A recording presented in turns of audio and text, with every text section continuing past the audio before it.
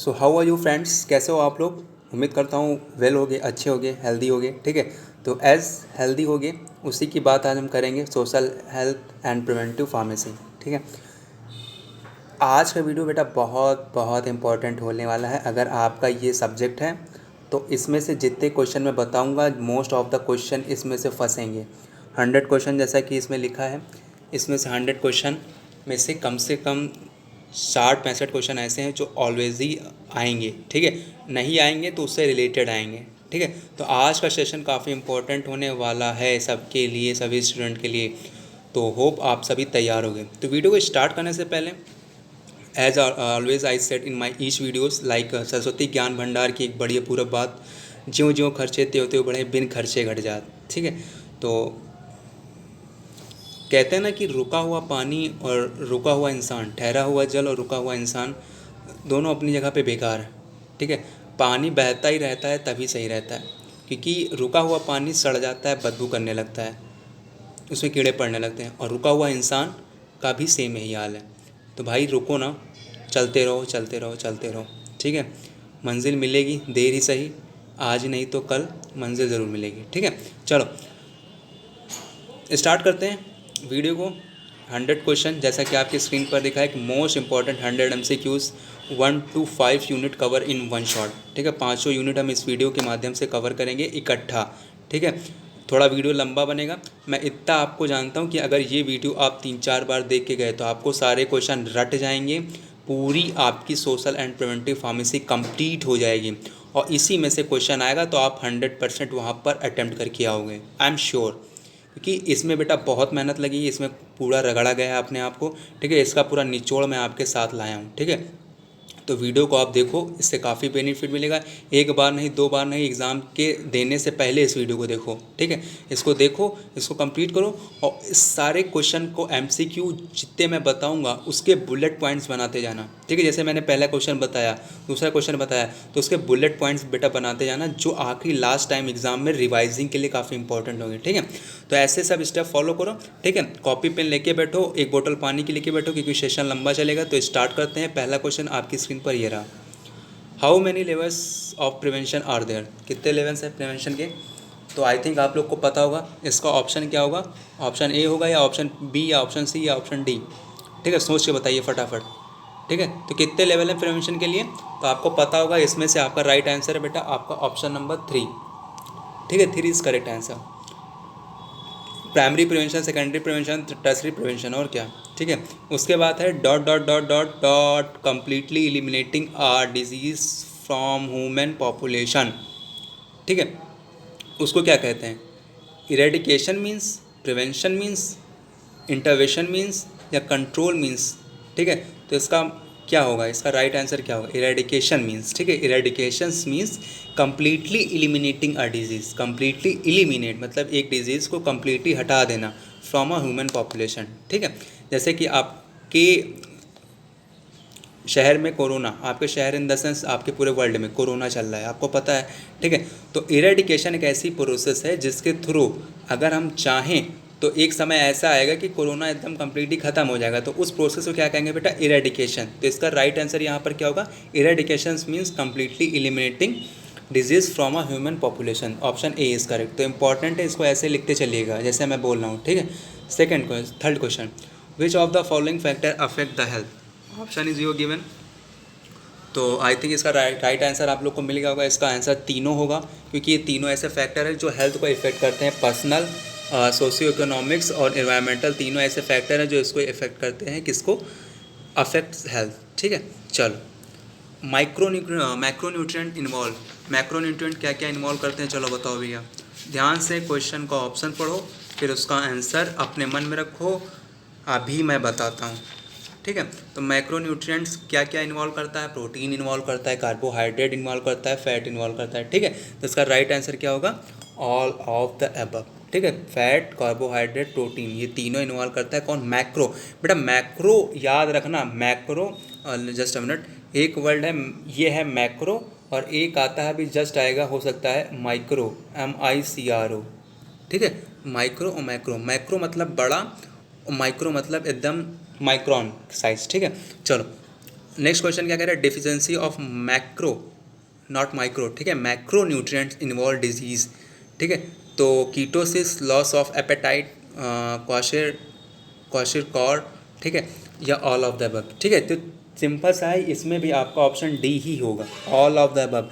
ये एक ऐसी डिजीज़ है, अगर आपके माइक्रो न्यूट्रिएंट्स की कमी है इन योर बॉडी तो आपको कीटोसिस होने का खतरा है, लॉस ऑफ एपेटाइट, ठीक है, भूख आपको नहीं लगेगी, क्वाशरकॉर डिजीज़ आपके होने के चांसेस हैं, ठीक है। तो ये पॉइंट आप बुलेट पॉइंट्स में नोट करते चलेगा, काफ़ी एग्जाम के थ्रू पॉइंट है। ये क्वेश्चन अब इंपॉर्टेंट हो गया कि vitamin B3 is also known as, मतलब विटामिन बी का साइंटिफिक नेम बताओ आप। तो क्या होगा, विटामिन B3 मतलब नियासिन या राइबोफ्लेविन या कीटोसिस या सभी, ठीक है। तो राइट आंसर सभी तो नहीं होगा, क्यों कि सभी होगा, सभी नहीं होगा। सबसे पहले एलिमिनेटिंग प्रोसेस अपनाओ, क्या होगा, कीटोसिस, ये भी नहीं होगा, राइबोफ्लेविन भी नहीं होगा, क्या होगा, niacin. Niacin is also known as vitamin B3, ठीक है। फैट डिफिशियंसी में लीड टू क्या, क्या लीड करती है फैट डिफिशियंसी अगर आपके हो गई तो क्या क्या हो सकते हैं, तो रिटार्ड ग्रोथ, फ्लैक स्किन या कीटोसिस या ऑल, ठीक है। तो आई थिंक इसका आंसर भी आप लोग को मिल गया होगा, क्या होगा इसका आंसर बेटा होगा, हम आपको बताते हैं काहे परेशानी, इसका आंसर होगा रिटार्ड ग्रोथ, इसका आंसर होगा फ्लैकी स्किन, इसका आंसर होगा कीटोसिस, मतलब इसका सही आंसर होगा ऑल ऑफ द एबव, ठीक है। तो फैट डिफिशियंसी में लीड टू, आप पॉइंट बुलेट पॉइंट्स में नोट कर लीजिएगा। How many types of sociology are there, ठीक है। तो बेटा आपके यूनिट वाइज सारे एमसीक्यू उठाए गए हैं, ठीक है। तो आपके सारे यूनिट के एमसीक्यू यहाँ पर कवर होंगे, तो ध्यान से आप बने रहिएगा, वीडियो को देखते चलिएगा। क्वेश्चन के आंसर नहीं आ रहे हैं तो घबराने वाली कोई बात नहीं, आप क्वेश्चन को पढ़ो, आंसर मैं बता ही रहा हूँ, उस आंसर को, उस पॉइंट को बुलेट पॉइंट की तरह नोट कर लो, जो आपके एग्ज़ाम, लास्ट एग्ज़ाम में जल्दी जल्दी रिवाइज करने में काम आएंगे, और इसी में से क्वेश्चन आपके फंसेंगे, ठीक है। चलो क्या कह रहा है, how many types of sociology are there, तो कितने टाइप्स के सोशियोलॉजी कितने टाइप के हैं, तो 2 टाइप के, 3 टाइप के, 4 टाइप के, 5 टाइप के, ठीक है। तो इसका आंसर क्या होगा, सोच के बताओ फटाफट, ठीक है। तो कितने टाइप के सोशियोलॉजी हैं, आपको आंसर आई थिंक मिल गया होगा, तो इसका राइट आंसर क्या होगा, कोई बताए, चलो सोच लो।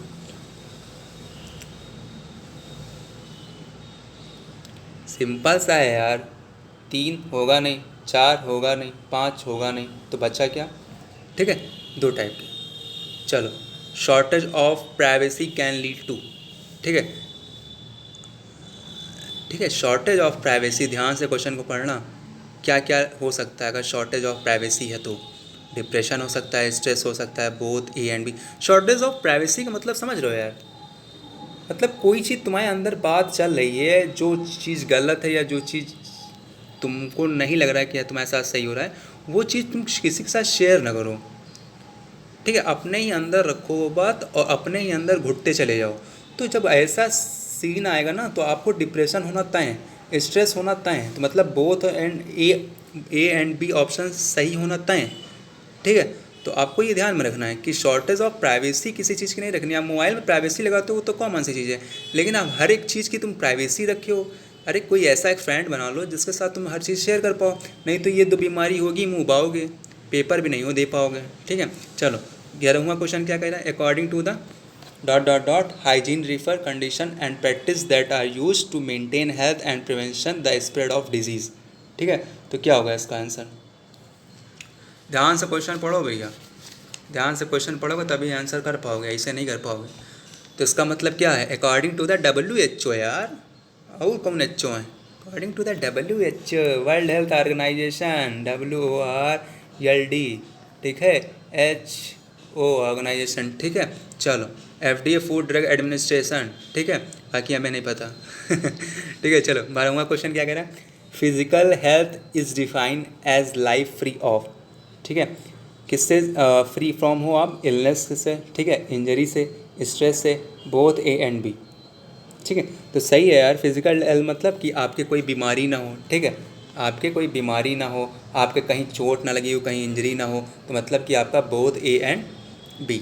स्ट्रेस तो आपका वो आ जाएगा मेंटल रिटार्डनेस वाला, ठीक है। चलो mental health means person dot dot dot health, ठीक है। तो इमोशनल, मेंटल, सोशल, ये तीनों आएंगे, ठीक है। तो D option is your correct, ठीक है। Mental health means person health, ये सब पॉइंट नोट करते चलना, इसलिए मैं जल्दी जल्दी पढ़ रहा हूँ।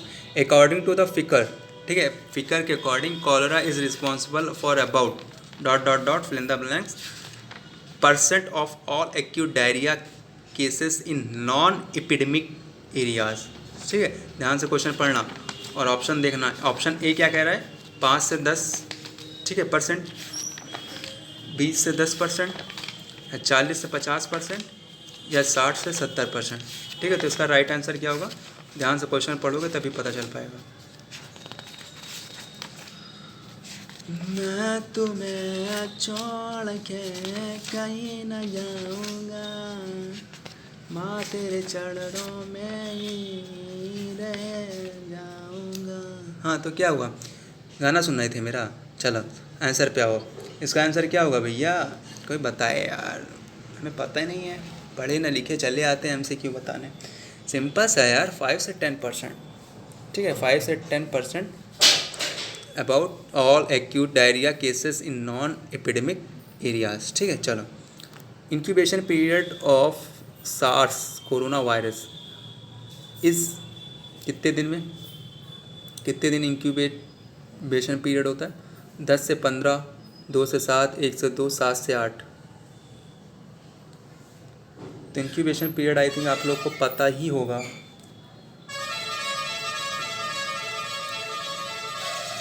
इनका भी सुन लो, देख लो बलार।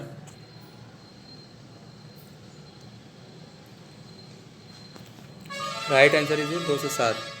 ठीक है, नेक्स्ट क्वेश्चन क्या कर रहा है friends, SARS corona virus genome is approximately of कितने केबी का, 29.7। ये इंपॉर्टेंट क्वेश्चन है फ्रेंड, ये थोड़ा आपको टफ लग रहे होंगे लेकिन इसको आप बुलेट पॉइंट में नोट करते चलिएगा।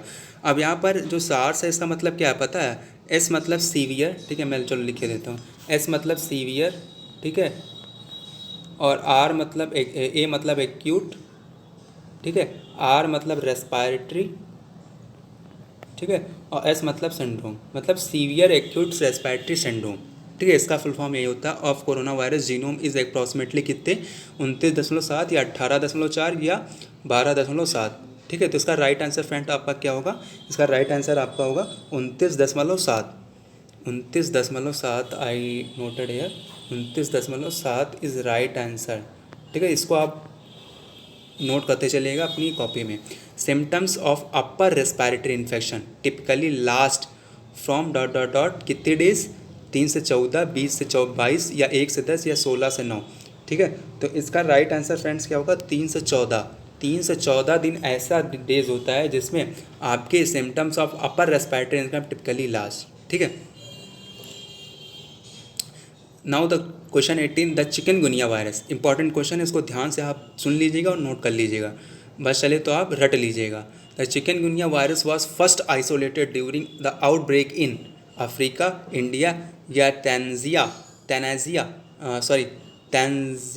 तंजीनिया यार जो भी है पढ़ लेना। ठीक है, तंजीनिया, और राइट आंसर यही होगा।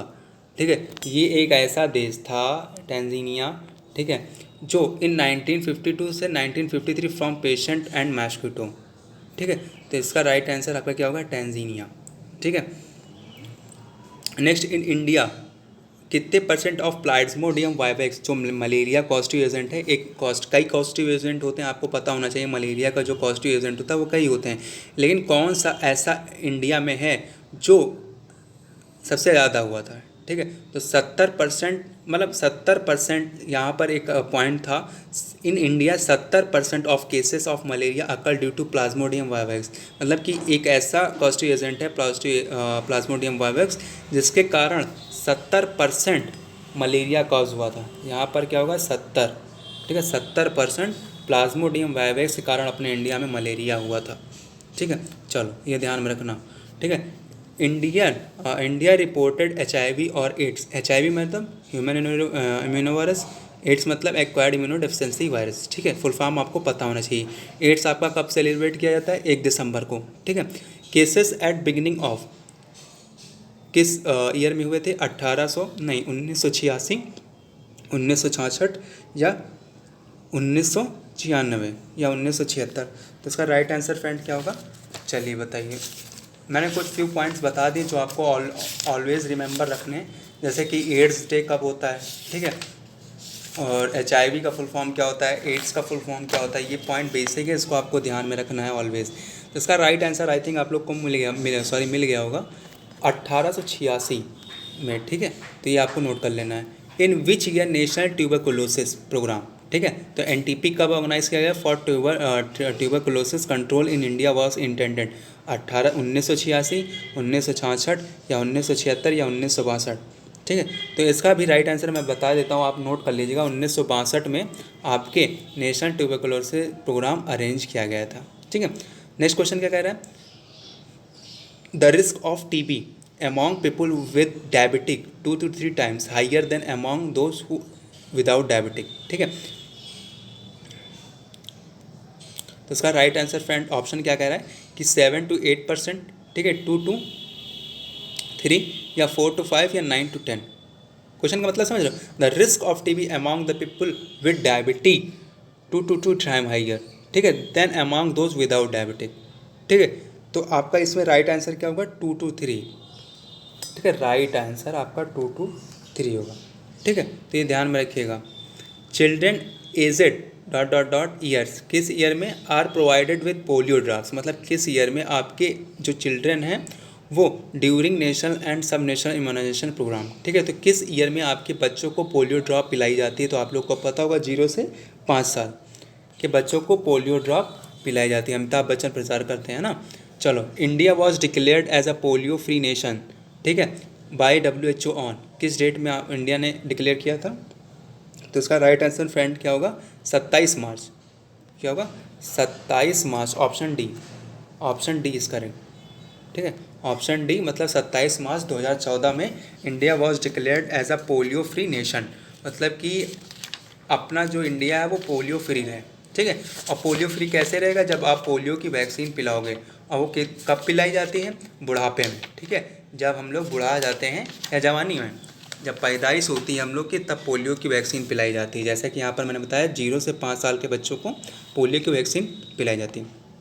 25th क्वेश्चन क्या कह रहा है, the health service for mother and children started in year, किस ईयर में आपके स्टार्ट हुआ था, तो इन 21, ठीक है, 1921, ठीक है। The first country to intent a national family planning programme in 1952 was, America, France, Pakistan, India, ठीक है। तो आपको ध्यान रखना है, ये क्वेश्चन इंपॉर्टेंट है और ये आई थिंक आएगा भी, India first country intent the national family planning programme, ठीक है। इंडिया एक ऐसी थी जिसमें आपके जनसंख्या काफ़ी लगातार बढ़ती चली जा रही थी। Before dot dot dot year, ठीक है, किस ईयर में, no national malaria programme control programme was organised, तो मतलब कब ऑर्गेनाइज नहीं था, और जब ऑर्गेनाइज नहीं था तभी मतलब इसका मतलब पढ़ा, और क्या बाद है तो ये लोग सोचें कि चलो अब कंट्रोल किया जाए, नहीं कंट्रोल से बाहर जाएगा, ठीक है। तो इसका राइट आंसर क्या होगा 1940 में ऐसा रहा कि पहले कोई control programme was not organise for malaria, ठीक। WHO are the United Nation non political health agency with headquarter in Geneva, Mexico, New York, Sydney, ठीक है। सिडनी मतलब ऑस्ट्रेलिया, ठीक है।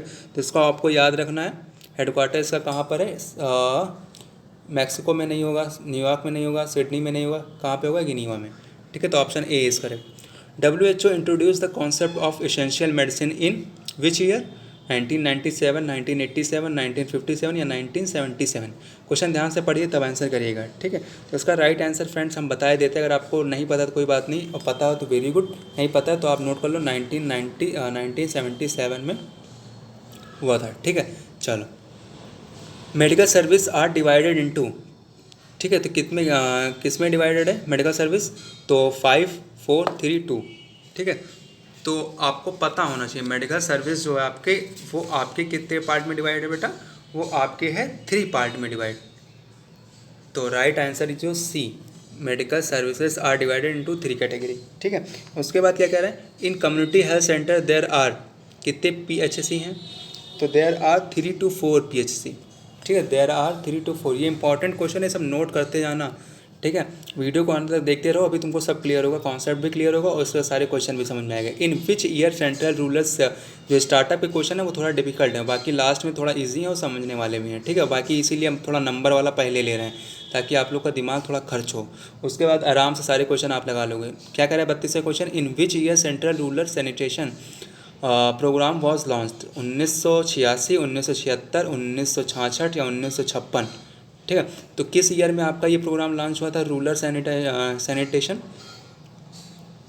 तो आई थिंक आप लोग को आंसर क्लियर होगा, 1986, ठीक है। तो option A is correct, 1986, A option is correct.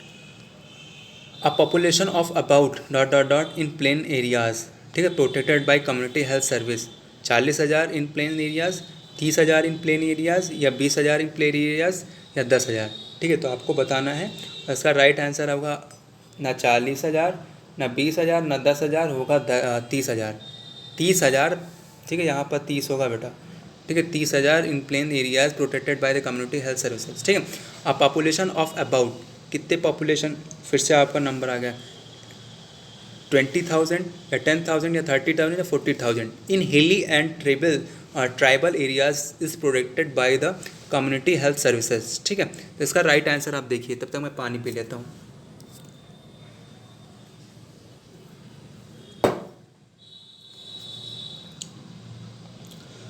Shri Krishna.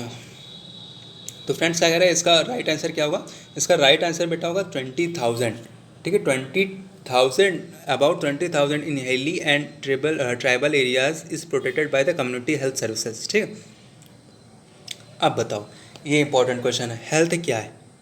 इसमें से इन्होंने क्या किया, केवल हेल्थ और क्वेश्चन मार्क लगा दिया। Absence of disease, mental and social welfare, complete physical, ठीक है। तो आई थिंक हेल्थ में सभी आता है। क्या होगा हेल्थ में आपके, अकॉर्डिंग टू WHO भी समझ लो कि हेल्थ क्या है, जिसमें आपके कोई बीमारी ना हो, आपकी मेंटल एंड सोशल वेलफेयर ठीक हो, कंप्लीटली फिजिकल आप फिट हो, ठीक है। तो ऑल ऑफ द अबव इसका राइट आंसर होगा, ठीक है। Essential requirement for maintaining good health, healthy and balance diet, good and healthy habits, exercise and rest for fitness, या ऑल ऑफ द अबव। तो इसका आंसर भी ऑल ऑफ द अबव होगा, ठीक है। चलो, फैक्टर अफेक्टिंग हेल्थ क्या होगा, heredity and socio economic factor, या environmental factor, surrounding atmosphere, personal factor, diet, sleep, exercise. Health को कौन सा ऐसा फैक्टर है जो कौन कौन से ऐसे फैक्टर है जो हेल्थ को अफेक्ट करते हैं, ठीक है।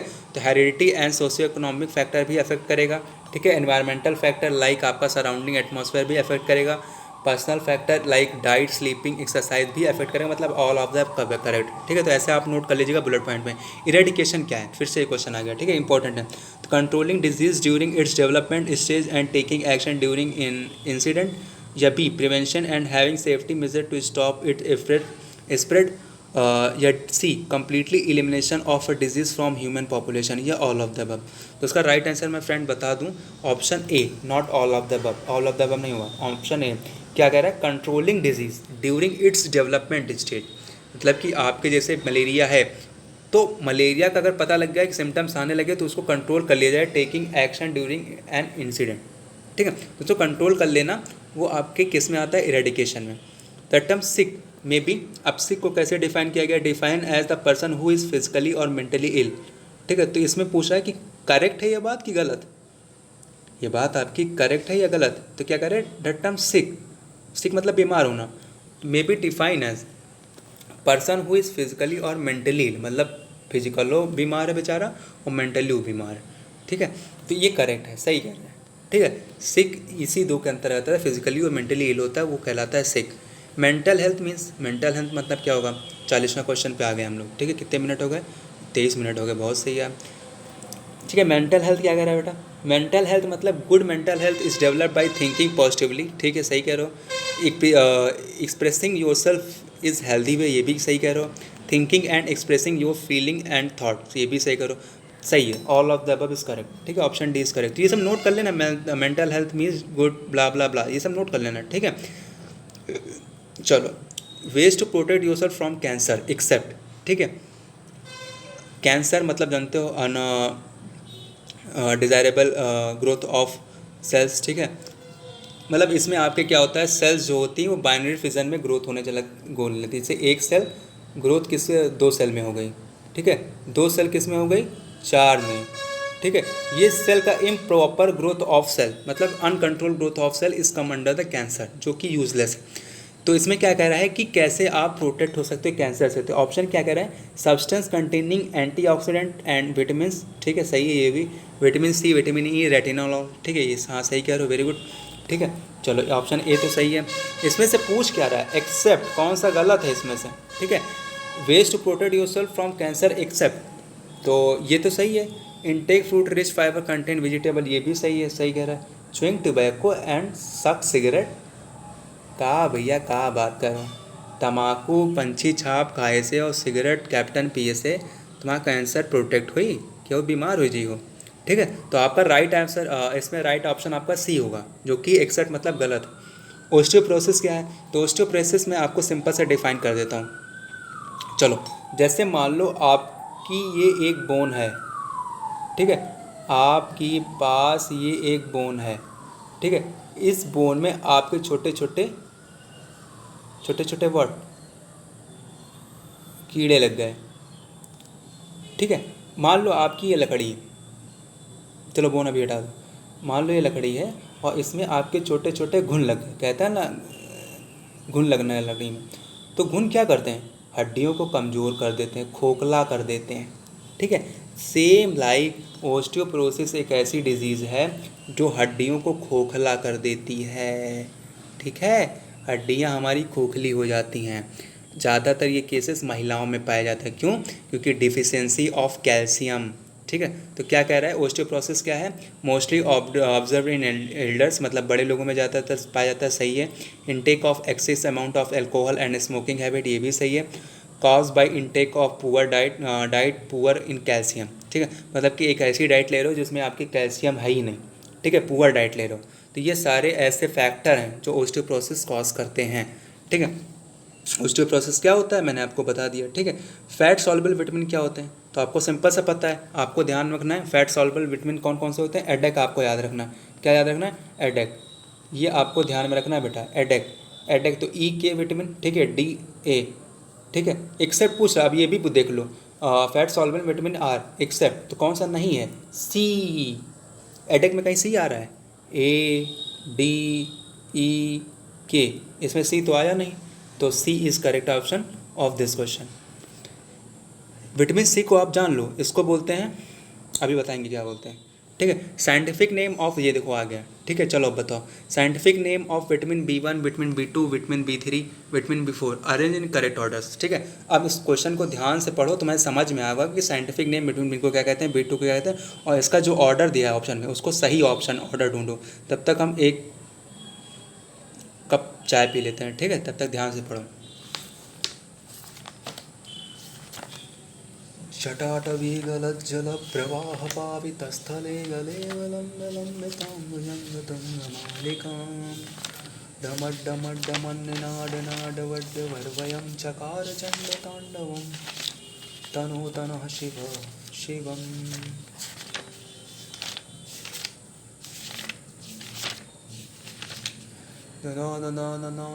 बताओ क्या होगा, तो इसका राइट आंसर आपको मिल गया होगा, सिंपल सा है, विटामिन B1 को राइबोफ्लेविन, ठीक है, विटामिन बी को राइबोफ्लेविन, ठीक है, बहुत सही।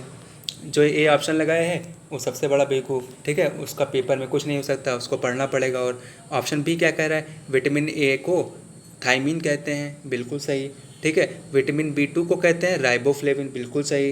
विटामिन सी को कहते हैं नियासिन और डी को कहते हैं एडेनिन, ठीक है। चलो ऑप्शन बी इज़ करेक्ट, ठीक है। तो इसका ऑप्शन बी, मतलब कि इसको अरेंज ऑर्डर ऑप्शन बी जो है, मतलब विटामिन B1 को थायमिन कहते हैं, विटामिन B2 को राइबोफ्लेविन कहते हैं, विटामिन B3 को नियासिन और विटामिन B4 को एडेनिन।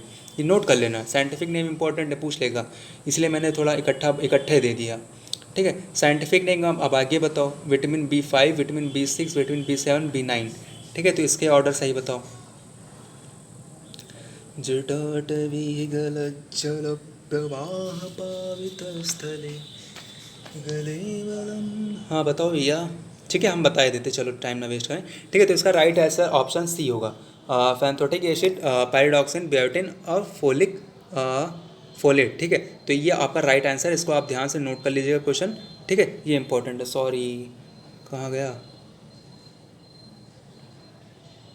हाँ ठीक है यहीं पे थे ना, नहीं ये नहीं था यार, हाँ ये था नेक्स्ट क्वेश्चन ये, ठीक है। 46वां क्वेश्चन क्या कर रहा है, scientific name of vitamin B12 and vitamin C. देखो मैंने कहा था कि विटामिन सी का भी नाम आएगा, तो इसका साइंटिफिक नेम क्या है विटामिन B12 और विटामिन सी का, तो इसका राइट आंसर होगा आपका पायरिडॉक्सिन।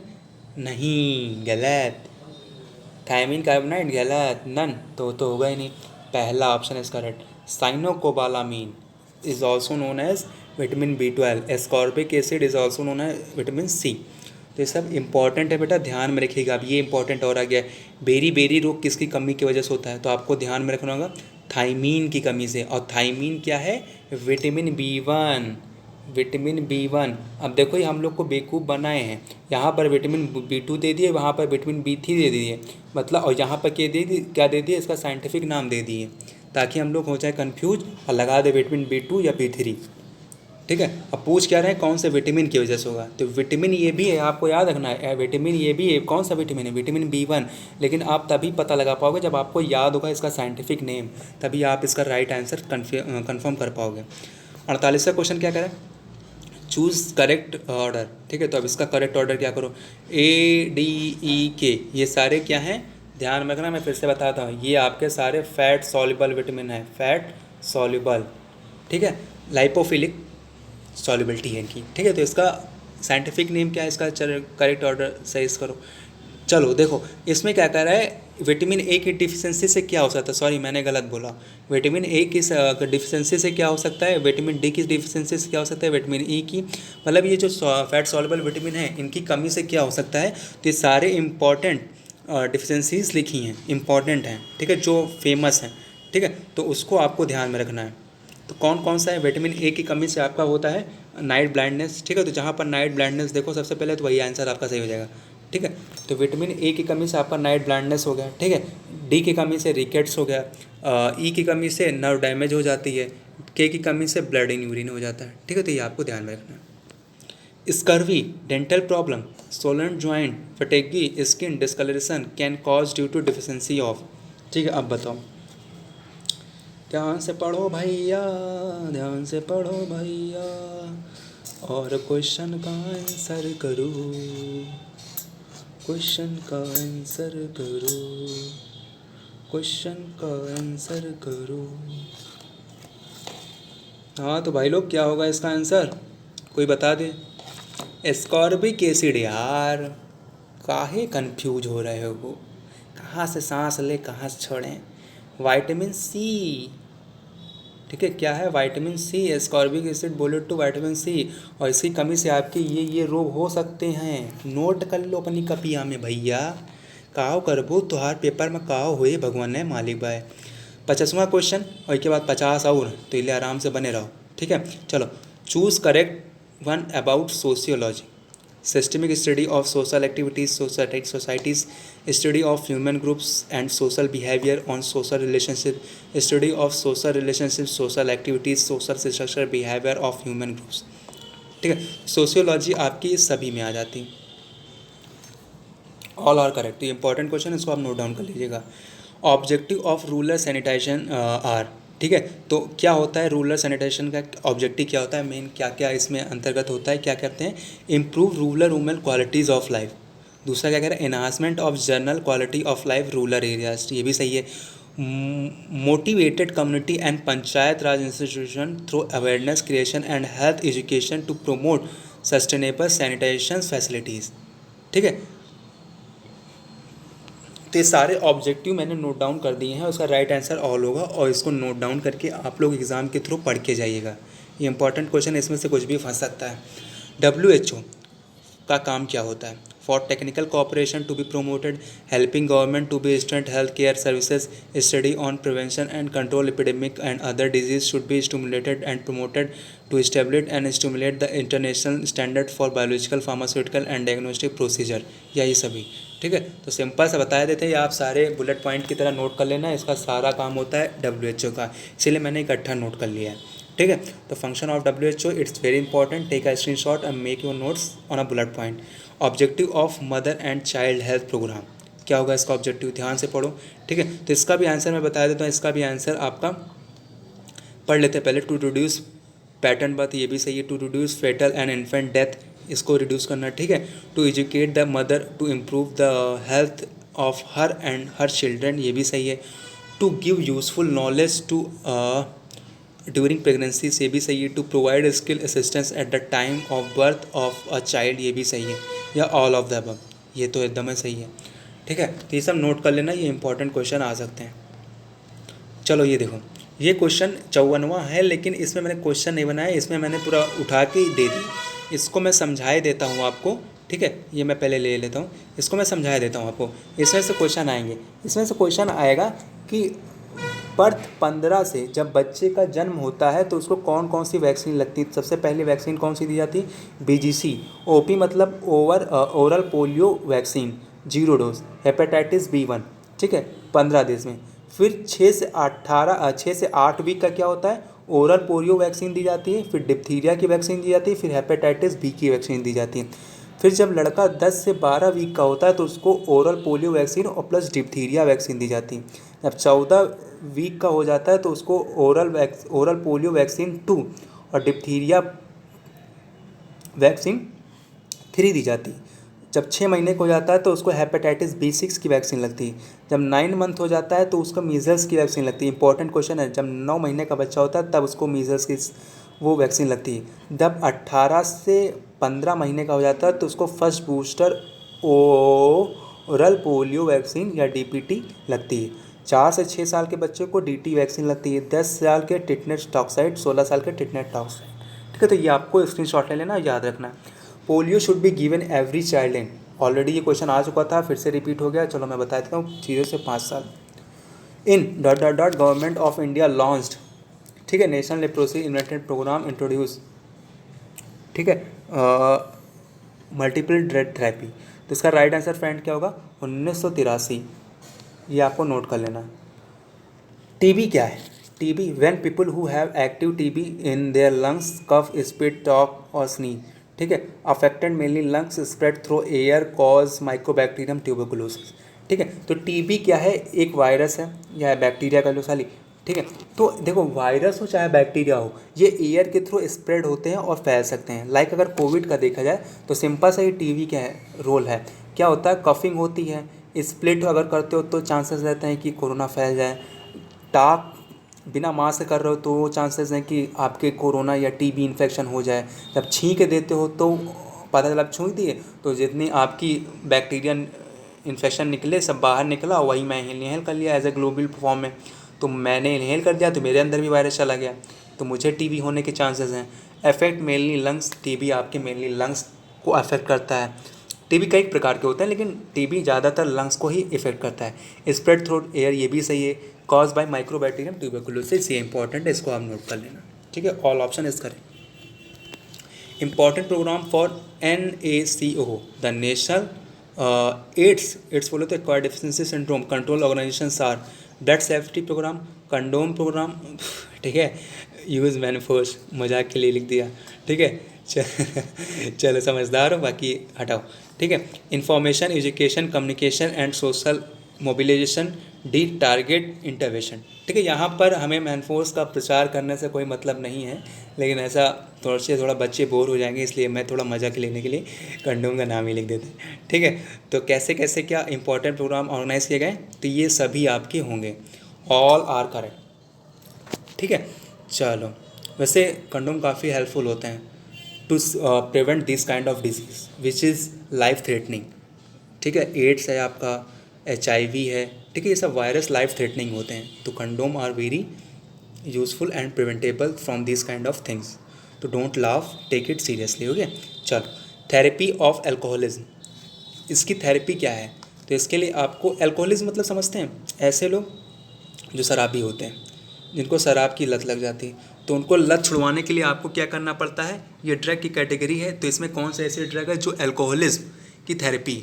तो इसका राइट आंसर आपको मैं बता दे रहा हूँ, disulfiram is the drug which can treat in the alcoholism patient. ठीक है, ये क्वेश्चन इंपॉर्टेंट है, इसमें से क्वेश्चन आ सकता है। 60वां क्वेश्चन मैं आपको ध्यान से बता देता हूँ। ठीक है, तो इसको देख लो। क्या कह रहा है? ड्रग डिपेंडेंस क्या होता है, मैं आपको हिंदी में बताता हूँ, बाकी इसको आप स्क्रीनशॉट लेके पढ़ के समझ जाएंगे। ठीक है, ड्रग डिपेंडेंस क्या होता है, ड्रग टॉलरेंस क्या होता है, और लास्ट में हम बात करेंगे 62वें क्वेश्चन में ड्रग अब्यूज़ क्या होता है और ड्रग एडिक्शन क्या होता है। सबसे पहले बात करेंगे ड्रग डिपेंडेंस क्या होता है। ठीक है, ड्रग डिपेंडेंस मतलब क्या? Drug dependency is a condition in which a patient has complain need to continue taking drug, either feel its effect, इसके pain of physiological of and blah blah blah. ठीक है, जो इंग्लिश लिखा मैं आपको समझा। ड्रग डिपेंडेंस मतलब क्या? ड्रग डिपेंडेंस का सिंपल से एग्जांपल लेते हैं। जैसे मान लो खुदा न खास्ता किसी को एपिलेप्सी है, ठीक है, तो एपिलेप्सी के पेशेंट को ज़्यादातर एक दवाई होती है एप्टोइन करके, ठीक है, एप्टोइन या पैरासीटामॉल कह रहे हैं, क्या नाम है यार उसका, अच्छा नाम है, तो एप्टोइन दी जाती है और उसका अच्छा नाम है, क्या नाम है यार, चलो हमें ड्रग का नाम इस समय नहीं याद आ रहा, लेकिन मान लो एप्टोइन लेके चलते हैं। मतलब कि एक ऐसा पेशेंट है जो एपिलेप्सी से सफ़र कर रहा है, उसको एप्टोइन दी जा रही थी, हर रोज़ उसको एप्टोइन दी जा रही थी। एप्टोइन एक ऐसी ड्रग है जो एपिलेप्सी को प्रिवेंट करती है, ठीक है। जो झटके आते हैं एपिलेप्सी में क्या होता है, झटके आते हैं ना, सीवियर झटके आते हैं तेज तेज से, फिर उसको होश रहता है, बॉडी अनकॉन्शियस हो जाती है, ठीक है, ओवर इम्यून डिसऑर्डर हो जाता है, हाइपर इम्यून डिसऑर्डर हो जाता है, समझ रहे होगे, तो उसमें आपके ब्रेन का हार्मोनल लोचा हो जाता है, ठीक है, केमिकल लोचा, तो उसमें क्या होता है, एप्टोइन ड्रग दी जाती है। अब जिस बंदे को एप्टोइन ड्रग से ठीक होना है, उसकी जो प्रिवेंटिबिलिटी है ऑफ एपिलेप्सी वो एप्टोइन से ठीक होनी है, ठीक है। लेकिन आप एप्टोइन ना दे करके कोई और ड्रग दे रहे हो, आप जैसे हेलोपेरिडॉल दे रहे हो, हेलोपेरिडॉल से आपका उसका जो ऑलरेडी वो डिपेंड है एक पर्टिकुलर ड्रग पर। जैसे सिंपल सा एग्जांपल लो, तुम्हारी गर्लफ्रेंड है, सबसे इजी बात, तुम्हारी गर्लफ्रेंड है, तुम उससे बात कर रहे हो, एक समय ऐसा आता है जब वो तुम्हें छोड़ के चली जाती है, तुम्हारे पिछवाड़े पर लात मार देती है, तो तुम्हें क्या लगता है, तुम्हें बहुत बोर फील होता है, तुम्हें बहुत बुरा फील होता है, ठीक है, तुम डिपेंड हो जाते हो उसके ऊपर। क्यों? क्योंकि तुम्हारी तो आदत लग चुकी थी, तुम उस पर डिपेंड हो चुके थे, जब लात मार के भगाई तो तुम्हें पता चला हाँ ये तो डिपेंडेंसी हो गई। तो सिंपल सा किसी एक पर्टिकुलर ड्रग पे डिपेंड हो जाना, उसी के भरोसे बैठ जाना कि हाँ ये मिलेगी तो हमारी ज़िंदगी रहेगी, ये नहीं मिलेगी तो हम सर्वाइव नहीं कर पाएंगे, ठीक है। ऐसा होना नहीं चाहिए, न ड्रग के साथ न किसी पर्सनल प्रोफेशनल लाइफ में, ठीक है। चलो तो ये समझ, डिपेंडेंसी समझ में आई, किसी एक पर्टिकुलर ड्रग के ऊपर डिपेंड हो जाना, मतलब कि वही ड्रग जब तक उसको ना दी जाए तब तक उसको उसका ट्रीटमेंट नहीं मिलेगा। ड्रग टॉलरेंस क्या है, सिंपल समझो, ठीक है। टॉलरेशन का मतलब समझाते हैं आपको। तुम्हारा कोई टीचर है जो तुमको ठोकता है इन द सेंस पीटता हो, बचपन में खूब मार खाए होगे, मान लो बचपन में तुम्हारे मार खाने की क्षमता एक थप्पड़ थी, ठीक है, एक थप्पड़ में तुम्हारी पॉटी हो जाती थी, दूसरा थप्पड़ तुम खा नहीं सकते थे। लेकिन धीरे धीरे जब वो टीचर रोज़ एक थप्पड़ मारता था तो तुम उस एक थप्पड़ को सह लेते थे, ठीक है। और उसने एक दिन ऐसा आया कि उसने 2 थप्पड़ मार दिए। एक दिन तुमने इतना गंदा काम किया, तुमने होमवर्क करके नहीं लाया, तुमको मार दिया उसने 2 थप्पड़। अब तुम उसको टॉलरेट कर पाओगे? क्यों? क्योंकि तुम्हारे अंदर टॉलरेंस कितनी थी, एक थप्पड़ खाने की। तो सिंपल सा है, ड्रग टॉलरेंस का साथ भी इसी तरह है कि मतलब कि कोई भी आदमी लगातार जो ड्रग को ले रहा है उसका वो टॉलरेट कर देता है। मतलब कि उसको अब काम करने के लिए, उसको अपना होमवर्क, उस लड़के को अपना होमवर्क कंप्लीट करने के लिए 2 थप्पड़ खाने होंगे, तब वो सुधरेगा साला, ठीक है। तो सिंपल सा है, उस डिज़ीज़ को, जो पेशेंट के डिज़ीज़ एपिलेप्सी है उसको ठीक करने के लिए उसको डबल डोज देना पड़ेगा, क्योंकि एक ड्रग से वो टॉलरेट हो चुका है और दूसरी ड्रग जब तक न दी जाए तब तक उसके इफेक्ट कोई आएगा नहीं, ठीक है। तो इसमें क्या होता है, कहते हैं ना pharmacological effect of medicinal product arising from previous exposure, मतलब कि प्रीवियस जो पहले एक्सपोजर दिया जा रहा था, जो पहले ड्रग का डोज दिया जा रहा था उसको बढ़ा कर दिया जाता है इन द ड्रग टॉलरेंस। समझ में आया? ड्रग एब्यूज़ क्या है? देखिए ड्रग एब्यूज़ एक्ट हुआ था, इसमें क्या हुआ था, देखिए drug only for use when you are suffering from any kind of disease, तब ड्रग का यूज़ किया जाता है। लेकिन ड्रग एब्यूज़ में क्या हो रहा था, जैसे एक ड्रग एग्जांपल, सबसे बेस्ट एग्जांपल है मॉर्फिन या कोडीन। ये एक ऐसी ड्रग है जो एंटी एनाल्जेसिक हैं, ठीक है, जो एनाल्जेसिक है, जो पेन किलर का काम करती हैं। लेकिन लास्ट में क्या हो रहा था, पहले क्या हो रहा था कि मॉर्फिन कोडीन को लोग नशे की तरह यूज करने लगते हैं, मतलब मिसयूज करने लगते हैं। तो लोग मिसयूज ना करने पाए ड्रग को, इसलिए ये एक्ट लाया गया। तो सिंपल सा है, it is defined as drug apart from medical need और unnecessary quantity. The harmful effect of drug include dependency association, मतलब ये सब इफेक्ट है, मतलब कि unnecessary uses of drug is called drug abuse. Simple सा ड्रग एडिक्शन, सिंपल सा है, जैसा कि मैंने आपको ड्रग वो बताया ड्रग डिपेंडेंस, उसी तरह एडिक्शन होता है। इसमें भी आपके एडिक्शन देखो बहुत बुरी चीज़ है, किसी चीज़ की भी, शराब की एडिक्शन बहुत बुरी है, हर एक चीज़ की एडिक्शन बहुत बुरी है, ठीक है।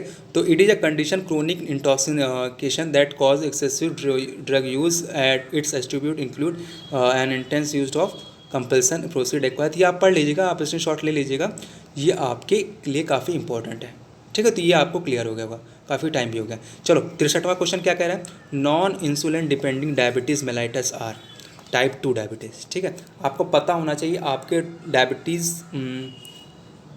जो होती है डायबिटीज़ मेलाइटस, डीएम जिसे कहते हैं शॉर्ट फॉर्म में, जो डायबिटीज़ मेलाइटस होती है बेटा वो टाइप 1 होती है और होती है एक टाइप 2।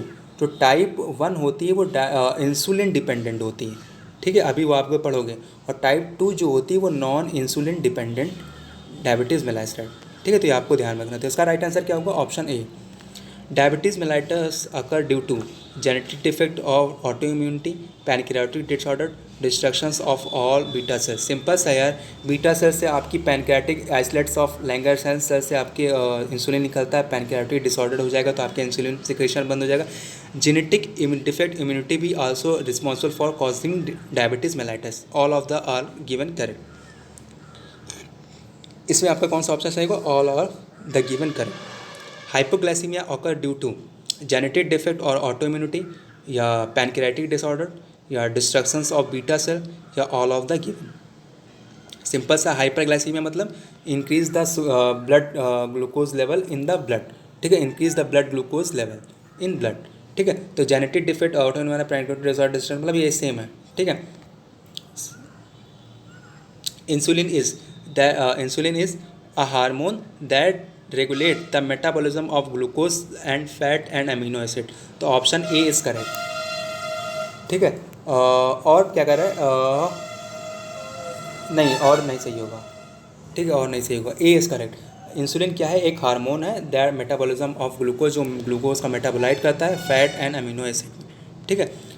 हाइपरटेंशन क्या है, सिंपल सा है, अ डिसऑर्डर ऑफ हेल्थ, ठीक है। हाइपरटेंशन आपके हार्ट में कॉज होता है, आपको ये ध्यान में रखना, ठीक है। हाइपरटेंशन मतलब क्या, इंक्रीज द ब्लड लेवल, ठीक है। ब्लड लेवल मतलब कि increase the flow of blood level, ठीक है, मतलब कि आपका ब्लड प्रेशर हाई हो जाता है, ठीक है। तो इसका हाइपरटेंशन का राइट एग्जांपल क्या होगा, 180/115 mmHg। देखिए ये आपका लास्ट स्टेज है, ये थर्ड स्टेज है, ये सेकेंड स्टेज ऑफ हाइपरटेंशन है, ये फर्स्ट स्टेज ऑफ हाइपरटेंशन है। ये सब एग्जांपल हैं, आप नोट कर लीजिएगा, मैं लिखे देता हूँ। सेकेंड स्टेज ऑफ हाइपरटेंशन, ये थर्ड स्टेज, ये सेकेंड स्टेज ऑफ हाइपरटेंशन, ये फर्स्ट स्टेज ऑफ हाइपरटेंशन। और नॉर्मल ब्लड प्रेशर क्या होता है, 120/80 mmHg is a normal blood pressure. ये आपके लिए इंपॉर्टेंट है, क्वेश्चन में आ सकता है। A most common drug prescribe in the treatment of malaria, chloroquine, hydroxychloroquine, primaquine, A and C both, ठीक है। इसका राइट आंसर क्या होगा, मलेरिया के लिए आपके दोनों यूज होते हैं, क्लोरोक्विन और प्रीमाक्विन कॉम्बिनेशन दिया जाता है। Causing agent for malaria are, ये इंपॉर्टेंट क्वेश्चन है, इसका आंसर मैं बता देता हूँ, ये होगा ऑल, ठीक है। इसका क्या होगा, कॉजिंग एजेंट क्या क्या होगा, प्लाज्मोडियम वाइवेक्स, प्लाज्मोडियम मलेरिया और प्लाज्मोडियम फैल्सीपेरम, प्लाज्मोडियम ओवेल। इसलिए मैंने चारों कॉस्टिव एजेंट लिख दिए मलेरिया के, नोट डाउन कर लीजिएगा आप, ठीक है। चलो 69वां क्वेश्चन, 69वां क्वेश्चन क्या कह रहा है, in India 70% cases occur due to, सिंपल सा मैंने बताया था ऑलरेडी, प्लाज्मोडियम फैल्सीपेरम, ठीक है। Plasmodium falciparum 70% excess occur malaria, जो कॉस्टिव एजेंट है प्लाज्मोडियम फैल्सीपेरम था। Bony fever is also called, bony fever मतलब हड्डी तोड़ बुखार, सिंपल सब कहते हैं ना देहाती, भैया हड्डी तोड़ बुखार रहा तो क्या कहते हैं, डेंगू। डेंगू जो होता है हड्डी तोड़ बुखार होता है, ठीक है। चलो causing agent of dengue is, ठीक है, तो इसमें आपका होगा बेटा ऑल, ठीक है। यहाँ पर कॉजिंग एजेंट ऑफ डेंगू होता है फ्लेवी वायरस, ठीक है। और फ्लेवी वायरस के ये सब टाइप हैं, सब टाइप मतलब इसके छोटे छोटे भाई, ठीक है। तो DEN 1, DEN 2, DEN 3, DEN 4 is all the sub type of flavi virus which are the constituent of dengue. Pneumonia क्या है? इन्फ्लामेटरी लंग कंडीशन, ये भी सही है। स्मॉल, इसमें क्या होती है कि आपकी एयर सैक स्मॉल हो जाती हैं या एल्वोलाई स्मॉल हो जाती हैं। ऑल्सो कॉल्ड ब्रोंकियो निमोनिया, ठीक है, तो इसमें ऑल होगा, मतलब ऑप्शन ए आज सही। 73वां क्वेश्चन क्या करें? Pneumonia can be prevented by all, ठीक है, तो कैन बी प्रिवेंटेड बाई, ये वैक्सीन होती है, सिंपल सा आप जानो, ये वैक्सीन होती है पायनियो 13 निमोवैक्स 23, ठीक है, तो इसका lot all question all option सही होगा, इसको आप नोट करते चलिएगा। फिर 74वां क्वेश्चन क्या कह रहा है? Pneumonia can be prevented by, यहाँ पर मिस्टेक हो सकती है दोस्तों, तो इसको आप अवॉइड करिएगा।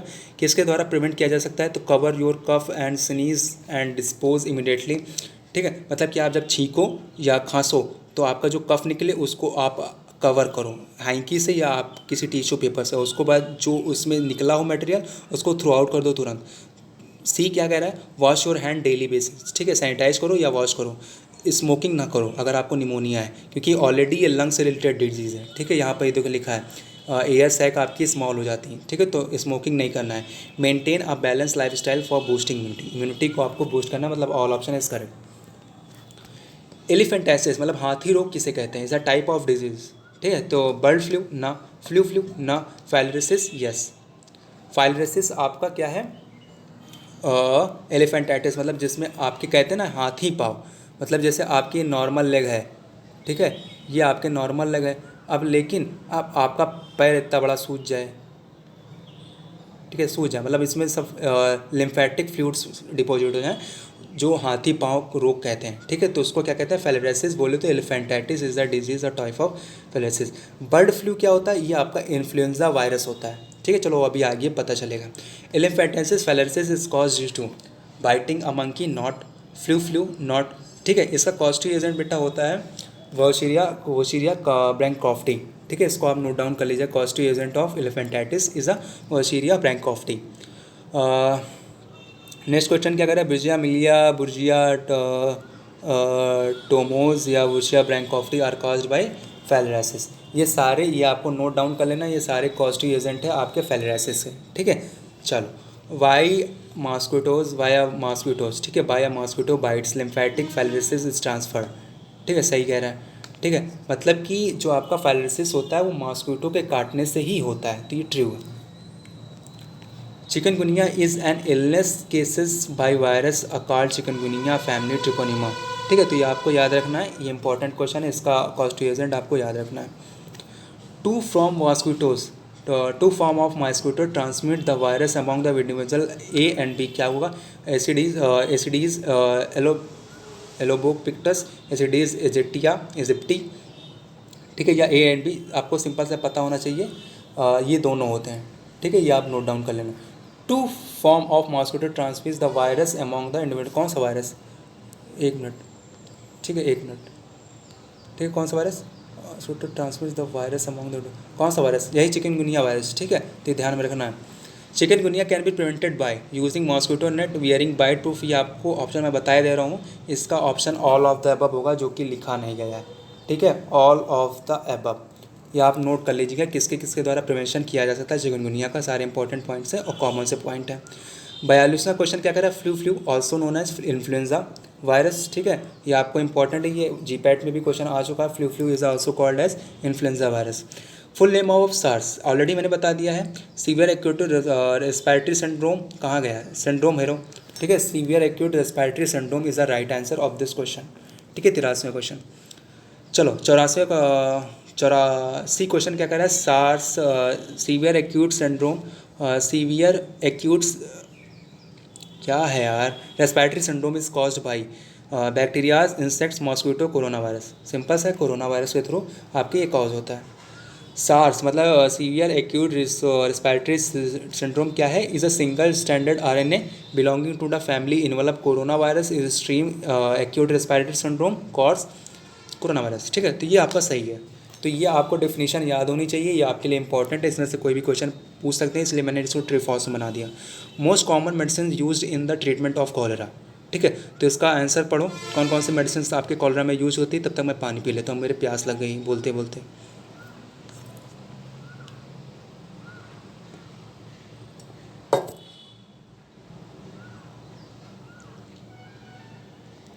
ठीक है। तो आपके जो कॉलरा होता है वो बेटा ये सारी मेडिसिन यूज़ की जाती हैं। तो आपको ये ध्यान में रखना है, dehydration of your body which comes under the cholera. ठीक है। Cholera can be prevented by eating hygiene food, drinking safe and clean water, ये भी सही है। एंटीबायोटिक लेना चाहिए, सॉल्यूशन ऑफ ORS, ये भी सही है। ORS मतलब आपका ओरल रिहाइड्रेशन सैल्ट। ठीक है, ये आपका फुल फॉर्म याद होना चाहिए, क्या होगा, ओरल, ORAL, रिहाइड्रेशन। रिहाइड्रेशन मतलब फिर से हाइड्रेट कर दे आपकी बॉडी को, जाकि आपके फ्लूइड निकल चुके हैं उसको हाइड्रेट कर दे, बॉडी को हाइड्रेशन करना मतलब रिहाइड्रेशन। ठीक है, तो इसका राइट आंसर क्या होगा, option E, all are preventable. Cholera is caused by infection with vibrio cholerae. ठीक है, सही है। A bacterium that can be spread by फैसी मैटर, फूड और water. Most individual who get disease consume the species through V cholerae, contaminated food of soft drink, a water source. ठीक है, तो ये आपका करेक्ट। कॉलेरा के लिए बताया गया है, इतना जो मैटर है इसमें से आपके पूछ सकता है कि विब्रियो कोलेरी कॉस्टिक एजेंट है। ठीक है, that can be spread by contaminated food. ठीक है, तो ये सब आपको याद रखना है। Hygiene word is derived from Greek teen, मतलब Hygieia, which mean goodness of health, ये भी सही। According to the WHO is a state of complete physical, mental and social wellbeing is not the absence of disease, सही है। ठीक है, correct. Note कर लेना, सब बुलेट पॉइंट में ये सब नोट कर लेना। ठीक है, इसीलिए मैंने लिया है। Poverty can be decrease bye, किसके किसके द्वारा पॉवर्टी, गरीबी मिटाई जा सकती है। पहला कह रहा है promoting awareness regarding birth and control, मतलब ज़्यादा पैदाइश बच्चे पैदा ना करो, उससे ज़्यादा बच्चे नहीं पैदा होंगे तो ज़्यादा आपके, एक मिनट बेटा हो गया। ठीक है, क्या कह रहा है, ऑप्शन बी क्या कह रहा है कि इंक्रीज एम्प्लॉयमेंट अपॉर्चुनिटी, मतलब नौकरी, जॉब्स निकालो। ठीक है, free education facility should be provided by the government, मतलब शिक्षा जो प्रोवाइड की जानी चाहिए वो फ्री होनी चाहिए, जैसे सरकारी स्कूल चलते हैं। ठीक है, encouraging self employment plan and study, self employment बनना चाहिए, स्वरोजगार आपको ज़्यादातर खोजना चाहिए। ठीक है, fulfil the primary needs individual like food, clean drinking water, मतलब सबसे पहले फुलफिल करो किसकी, प्राइमरी नीड, लाइक आपका क्या है, प्राइमरी नीड क्या है, फूड है। ठीक है, और क्लीन वाटर, ड्रिंकिंग वाटर। ठीक है, तो ये ऑल और can be used in the poverty can be decrease by this point. Poverty may be define poverty may be define as the lack of basis necessity of human. बेटा 56 minute का video हो गया। ठीक है, 1 घंटा हो गया, तो चलो देखते हैं। Human and it's due to lack और रिसोर्सेज, मतलब ये आपके पॉवर्टी के बारे में लिखा है। ठीक है, तो इसका भी आंसर आपका सही होगा, करेक्ट। इसको आप ध्यान से पढ़ लीजिएगा, ये आप नोट भी कर लीजिएगा क्या क्या आपके पॉवर्टी में होता है। ठीक है, तो आपको ये नोट कर लेंगे, आपको समझ में आ जाएगा। माल न्यूट्रिशन इंपॉर्टेंट है। ठीक है, 90वां क्वेश्चन क्या कह रहा है, malnutrition means deficiency of clothing, deficiency of food and nutrition, lack of water in none of the above. Simple सा आपको याद रखना, माल न्यूट्रिशन मतलब deficiency of food and nutrition. ठीक है, माइक्रो न्यूट्रिशंस, नॉट माइक्रो, पहले micro चला था, माइक्रो आ गया। ठीक है, micro nutritions are usually vitamins and minerals. ठीक है, इंपॉर्टेंट पॉइंट है, नोट कर लेना। A sufficient intake of all micro nutritions is required for optimal health. ठीक है, चलो ट्रू है। अब मैक्रो न्यूट्रिशंस क्या है, are the nutritions for which supply energy and calories. ये क्या कह रही थी, यूजली विटामिन्स एंड मिनरल्स। और ये क्या है, क्या करती है, ये supplies energy and calories and essential are large quantities. ठीक है, to maintain body task and carry out activities everyday life. Micronutrients include protein, carbohydrate and fats, और वो क्या इंक्लूड करता था, विटामिन्स एंड मिनरल्स। तो ये आपको कंपेयर करके याद रखना है। ठीक है, तो ये भी ट्रू होगा। नाउ द 95 क्वेश्चन क्या कह रहा है, इंटरवेंशंस मीन्स, ये क्या होता है, controlling a disease during its development stage and taking action during an incident. ठीक है, तो ये भी सही है। इंसिडेशन में इंटरवेंशन मीन्स आपको याद होना चाहिए। Full name of AIDS and HIV already मैंने बता दिया है। इसका दोनों का करेक्ट आंसर होगा, A and B both are correct. Human immunodeficiency virus, acute immunodeficiency virus, ये आपको नोट कर लेना है, इंपॉर्टेंट है, बेसिक है। वर्ल्ड एड्स डे ऑलरेडी मैंने बता दिया कब मनाया जाता है, 1 दिसंबर को। ठीक है, चलो 97 क्वेश्चन क्या करें, measles vaccine is injected after, आपको मैंने बता दिया था कि ध्यान से पढ़ लेना, ये आपके होता है बेटा 9 मंथ पे। ठीक है, 9 मंथ पे आपके measles vaccines are after in children. जब बच्चा 9 साल का हो जाता है तब मीजल्स की वैक्सीन लगती है। नेक्स्ट क्वेश्चन क्या कह रहा है, in 1974 the WHO intended global immunization program card expanded immunization program to protect against 6 preventable disease like, क्या कह रहा है, diphtheria, whooping cough, tetanus, polio, measles, tuberculosis. तो दीज आर ऑल करेक्ट। तो आपको नोट करने हैं कि इन किस में 1974 में WHO क्या किया था, इम्यूनाइजेशन प्रोग्राम इंटेंड किया था। जिसमें आपके 6 तरह की डिजीज़ आती हैं। तो thank you very much friends. 100वां क्वेश्चन कोई नहीं है, 100वां क्वेश्चन नहीं है, और 100वें क्वेश्चन में पूछेंगे। सबकी बैटरी लो हो चुकी होगी और मेरी भी ऑलरेडी लो हो चुकी है, क्योंकि मैं तब से बोल रहा हूँ, मैं ऑलरेडी एग्जॉस्ट हो चुका हूँ, मेरी बैटरी अबाउट टू डाई। ठीक है, लेकिन चलो आपके लिए है, आपकी बात है, आप लोग इतना प्यार कर रहे हो, सपोर्ट कर रहे हो, तो आपके लिए कुछ भी करने को हम तैयार हैं। ठीक है, कुछ भी करने के लिए इन द सेंस ऑफ पढ़ाने के लिए हम तैयार हैं। हाउस द जोश please do in the comment box. ये न कहना है सर एग्जॉस्ट हो गए, ठीक है, प्लीज़ एग्जॉस्ट नहीं होगी। चलो, जो अच्छा लगा होगा, वीडियो कैसा लगा ये कमेंट करना, डू कमेंट। ठीक है, hope you like this journey. जो हमारी 1 घंटे की जर्नी थी वो आपको पसंद आई होगी। अभी 1 घंटे नहीं हुए, लेकिन अभी बोलते बोलते हो जाएंगे। Best of luck for your bright future, क्योंकि एग्ज़ाम आने वाले हैं, और आज के बाद ये सोशल एंड प्रिवेंटिव फार्मेसी का काम ख़त्म मेरी ओर से, मिहिर सर की तरफ से, जो मैं खुद हूँ। ठीक है, मेरा ही नाम मिहिर तिवारी है, और मैं खुद फाइनल ईयर स्टूडेंट का, माय फाइनल ईयर मेरा खुद चल रहा है। ठीक है, I am also a final year student like you. ठीक है, तो मैं सोचा हमारी भी पढ़ाई हो जाएगी, आपको शेयर भी कर देंगे, हमारे भी क्वेश्चन तैयार हो जाएंगे, आपके भी क्वेश्चन तैयार हो जाएंगे। तो आपको क्या करना है फ्रेंड्स, ये सब नोट डाउन करते जाना है। ठीक है, नोट डाउन करते चलिए, आपके एग्जाम में काफ़ी हेल्पफुल होंगे। तो कैसा लगा वीडियो, प्लीज़ लाइक ज़रूर करिएगा, share with in friends. Subscribe कर देते हो तो शेयर कर दिया करो अपने ग्रुप में, जो व्हाट्सएप ग्रुप है उसमें शेयर कर दिया करो वीडियो को, ताकि सभी लोग हेल्प ले सकें। ठीक है, बाकी और कोई खास मकसद नहीं है। बाकी thank you very much for watching this channel. और एक चीज़ आपको और दिखा दूं, जो मेरी मिस आउट है, जो मेरी यहाँ पर है। ठीक है, thanks for watching, do share, do like, do subscribe, बिप्सा task by your setting loving Mihir sir. ठीक है, तो thanks for watching these all the points. Hope आपको ये जर्नी पसंद आई होगी। Thank you very much for watching, thanks for listening, thank for watching this channel. ठीक है, स्टे कनेक्टेड। अभी चारों सब्जेक्ट के एक सब्जेक्ट कंप्लीट हो गया आज के बाद इसका काम ख़त्म, और बाकी 3 सब्जेक्ट जो आपके फार्माकोविजिलेंस है और बायोस्टैटिस्टिक है वो लाएंगे, और फार्मास्यूटिकल रेगुलेटरी साइंसेज इसके बाद इसी का नंबर है। ठीक है, तो हम कोशिश करेंगे फार्माकोविजिलेंस 2 दिन के अंदर पूरी 5 यूनिट आपको शेयर कर दें। ठीक है, ये कंप्लीट हो गया। इसमें से जो ये वीडियो है, इसमें से बाहर क्वेश्चन नहीं आने वाला है। ठीक है, तो ये बुलेट पॉइंट्स आपके लिए काफ़ी इंपॉर्टेंट होंगे। इसको वीडियो को 2-3 बार देखना, आपको एग्जाम में जाने से पहले देखना, काफ़ी हेल्पफुल होगा। ठीक है, thank you very much for again thank you very much. See you soon on other video. तब तक के लिए Radhe Krishna, take care, bye bye, जय हिंद, वंदे मातरम, इनकलाब जिंदाबाद। पढ़ते रहो दोस्तों। ठीक है, लास्ट ईयर है, मेहनत लगा के, मन लगा के पढ़ो। हमेशा याद रखना, मेहनत करने वालों के लिए कभी हार नहीं होती। ठीक है, जीतने वाले कोई अलग काम नहीं करते, वही काम करते हैं जो ना जीतने वाले को करना नहीं अच्छा लगता। सिंपल सा याद रखना। ठीक है, और सुनो, सिंपल सा याद रखना कि दुनिया हमेशा नतीजों को इनाम देती है, ना कि कोशिशों को। ठीक है, तो इतनी कोशिश करो कि आपका जो नतीजा निकले वो पॉजिटिव निकले, क्योंकि दुनिया इनाम नतीजों को ही देगी। ठीक है, उससे ये मतलब नहीं कि आपने कितनी कोशिश की। Thank you very much for listening, take care, bye bye, Radhe Krishna, bye bye again.